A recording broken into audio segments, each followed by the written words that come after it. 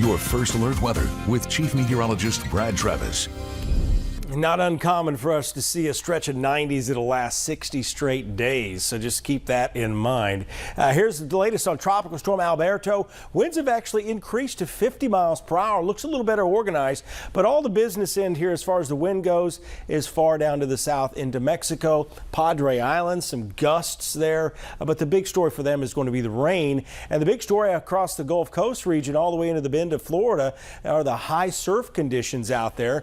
Some of the waves have been 5 to 7 feet crashing. More on this in just a second. Also some coastal flood advisories into Mobile Bay. But here's the latest, moving west at 9, very slowly moving. This will continue to move east. High pressure will eventually dominate our weather, and that's why it's going to get hotter because the sunshine's coming back out. In purple here, this is the high surf advisory through tomorrow evening. Coastal flood advisory as well. Again, that's where the water just gets pushed up and you start to get a little bit of flooding going on in the low spots here along the Gulf Coast. Again, 5 to 7 foot waves have been crashing down there. The beaches have been closed, and they may remain closed until Friday evening. That's how long the rip current is likely going to be a big problem. If you're headed down there this weekend, Saturday, Sunday, Monday, there will be improvement there. And the weather's not bad at all. It's just the surf conditions are rough because the entire Gulf of Mexico is like a washing machine right now, just due to the wind that's been increasing and that area low pressure way down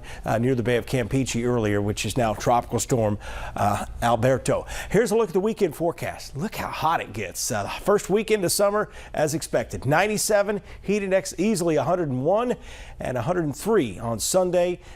About no chance of rain. I've got 20% in there, but I just don't see much rain at all happening because high pressure's in control this weekend. Temperatures have backed off a little bit because we've cleared out. A lot of moonlight out there tonight as well, and a very light wind. The wind will pick up a bit tomorrow out of the east-southeast at about 7, maybe a gust of 15 miles per hour, kind of like today, but it will be hotter. 92 degrees. So if you've been poolside or out on the river and you've been missing, working on your tan, missing that sunshine, it'll be back tomorrow. In fact, you can see we're clearing out nicely now as this wave continues to kind of push to the west as high pressure starts to move back in.